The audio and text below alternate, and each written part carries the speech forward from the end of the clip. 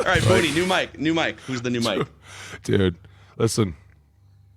I know it was an up and down year. Nobody wanted to believe in him. Even my friends here, riding home from Elk River, just getting blasted with text messages. Oh, you like that? Nobody I'm believed in them. I'm just letting you know. Such an underdog team, the 49ers. I'm just letting you know, dude. They're the real ones. I'm telling you right like now. they rose from the ashes. Like everybody over here. Hey, listen, for a game manager, he did a great job. Oh my God. For a game This is manager, unbelievable. I'm just telling you that since all the pundits and scribes want to call him a game manager, I think to go in at halftime and come back and find all those people was phenomenal. Manage that game greatest like a comeback in motherfucker. NFC Championship Game history, by the way. You act like we've been just shitting all over the Niners all year. Mackey claimed like 7 weeks ago that they are the best team in the I NFL could pull up some going text to messages. win the Super I could Bowl. pull up some text messages. I believe it was just a lion just kept getting sent. Like, Johnny, what is this question mark I'm getting sent? Jay All of a did sudden, send it's at least 2 lion sent emojis. 2 lions. It's a picture when of they a walked lion, Dad. I was down like, the oh. field Okay. and scored. Hey, Listen. how was it going for it on 4th down? I'm just wondering. I agree with it. We can argue this. No, we can't because I agree with you. He's been like that all year. But you don't get him. You don't get him. You can't deny who you are and what got you there just because you're in a big moment. And I can respect it. Now, do I think maybe the second one probably should have kicked it? That one I'm more on the fence about, but I totally agree with the first one. That's been your 4th and DNA. 2? Yeah. That's been in your DNA. That's who you are. That's the way Why you've not run gotten it, this though? team. Why not run it? That's the part that Thank you. Reynolds just drops it, though. I mean, it was a good play design. Reynolds just forgot Hey, if he had catches hands. it, we're looking the other way. I get it, but he didn't. He dropped it, and that's why we're going. Why didn't we just fucking run it? Especially because the way the game was going, the run game was there. Like, they were, dude. I'm telling you right now. One Johnny read that you probably shouldn't have. I said it's all good. It was an effing clinic on the road. Oh yeah, and it was, and it starts to make me think like, hey, next week with Pacheco and the way that they could have started to run this ball with. They have at times, and all of a sudden you start to wonder because the problem was, and we'll get into it later, they were just letting too much of the outside free. Like they're just pitching the ball and all these ends just keep running in. And it's like, hey, if you're going to just take away, contain yourself, we're just going to go out there, right? Like we're just going to make it easy. So obviously it's an easy fix. But offensively, I want to talk about this guy. Christian McCaffrey. Can we just talk about how much we're in love with him? I'm not even kidding you. The way he runs like he's possessed is so fun. Dude, it is addicting. He got slammed on his head, and it was because his momentum was going so fast. Just one play. Literally just looks over like, hey, and it's funny because the guy who was working on him, Tomo Harada, literally walks over, he's like, Tomo, get it real quick. Like, dude, he is a wizard. Just a stinger. It's just you talk about like him and then Juszczyk showing up with that huge catch, right? Two Kittle, the sideline catch. The one over the middle too on third when he phenomenal, right? Back over the middle.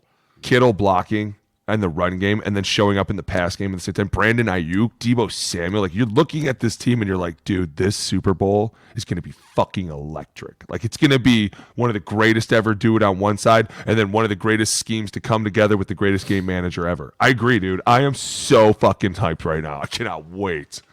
As much as, yes, the Niners, a lot of credit to them and what they did. I'm not as sure the Niners won that game as much as the Lions lost it. And you can say what you want, Purdy, the comeback, but everything flipped on its head in a matter of 2 plays. I agree. Right? The long bomb to Ayuk that should have been an interception. Dude. If it's a spear, it would have killed him. And the DB drops it.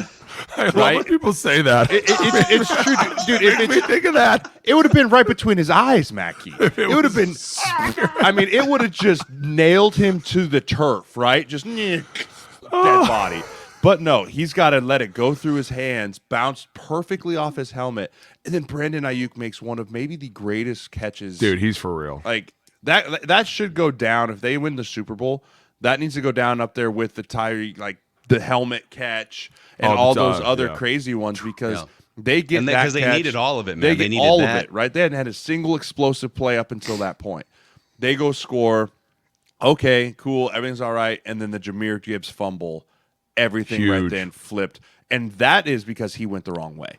Jahmyr Gibbs went the wrong way, and it was a botched exchange between him and Goff. He never actually had the football. Like, he was fumbling with it, and then they made a great play because DBs are super good at being able to run full speed and, like, poke the football. It's crazy. It's insane how talented they are in that. and they rip it out. And from there on, it felt like the Lions never regained themselves. Like, it felt like they just kind of were always playing catch up to get back to where they want to go. And that's why I felt when you got to the second, fourth down by 3 with Kick it. 9 minutes left, you kick it to bring everything back to status quo, right? You bring it, all the nonsense, all the craziness that has happened from right here. We're still here staring 0-0 in the face with 9 minutes left or 7 minutes left, so that even if they drive down and score, we'll get a chance to answer. Because when you didn't make that kick or you didn't make that fourth down, I immediately go, if they go on a long drive here and score at all, the game is over. Yep. Like, or you're playing for 30 seconds with timeouts at the end of the game. That one play there, I really didn't agree with. I agree with the first one, but I felt like the Lions lost this game more than the Niners won it in the second half. I agree with you too, especially because you talk about momentum coming out. The Niners were just racking up points, and the Lions couldn't do anything. If you put up any sort of points, you've basically, like you said, you've reset everything. Hey, we got something. We're good. We're not just doing nothing for nothing. And my biggest thing was, and everybody, we can all argue this. I'm cool with the first one. 4th and 2, you want to go for it. My biggest thing is just run the ball. You've been running the ball all day. Just put it in a running back's hands. Let him make the play. The second one, and I agree with you 100%. With the way the game's going, you have to put up some sort of points, or else it looks like you're just not doing anything. You're just stalling. You're not putting up, and the defense is looking at you like, hey, we still awake over there? We sure? Okay. Could have kicked that field goal, right? Like, dude, it's – but we've talked about this. If you're going to be like that all year, you're going to end up being the same person. Dan Campbell will be the same person every time. So which I can respect. Right. And I'm not that. surprised he went for it. I just didn't like the way that he did go for it. But at the same time, the Niners are my mic without a doubt, just because when they went in at halftime, I was kind of like, boy, this could be something here. But they came out with some halftime adjustments that were like, okay, never mind. This is who they are. This is what they do. It was crazy because in the first half, they weren't in sync. Like, they were kind of all over. They were falling apart. And then all of a sudden in the second half, it was like they went in and Shanahan was like, that's enough of this shit. If you think that my name's about to get smeared again through the mud, you're out of your fucking minds. Every one of you will go down. And they were probably like, hey, this is over. We got to do something. So what did, just on that front, because like the narratives or even the realities coming into the game were the Niners and Shanahan and Brock Purdy, they don't win when they're trailing by more than about 7 or 8 points late in the game. It was 5. Wasn't it 5 or something? It's like they haven't won a game if they've trailed by 5 or something. Johnny was trying to read me the stat. It was an absurd stat. Yeah. What? So down by 17 at halftime. It's the biggest comeback in NFC Championship Game history. What did the second half do for let's start with Purdy. What did the second half do for your guys' opinions of Brock Purdy? He's just riding a system, right? You can just plug anyone in. He looked like more than that to me in the second half of the biggest game of his life. It looked like his heart rate was a little slower. Oh, it was spiked. Spiked. Not at all. A little slower than other quarterbacks. I felt like watching him, when they'd zoom in on him, there was no rattled. No, I mean, almost to the point where you're like, is he okay? Right? Because there was no emotion almost. He was so locked in. Right? Anytime they saw him, you could just see him scanning, right? Analyzing, looking. There was no panic, and he was managing at the line of scrimmage. He was calling checks. Hey, reload. Hey, Oscar. All the things to get them into the right play. And then he was delivering strike after strike after strike, right? And the one play that was still kind of like is when he threw that ball back across the middle of the field to Jennings. Jennings goes up and makes that huge one-handed catch. Like, that was really that only play in the second half where you're like, oh, easy there, Purdy. But also he did it with his legs. Yeah. Right? He made plays with his legs, and even Romo's like, no one's going to mistake him for Lamar Jackson. But, I mean, he did such a good job of understanding when to use his legs and when they were just trying to get to him and run up and to open the middle of the field, that now he's put something else out there like, I can do it all.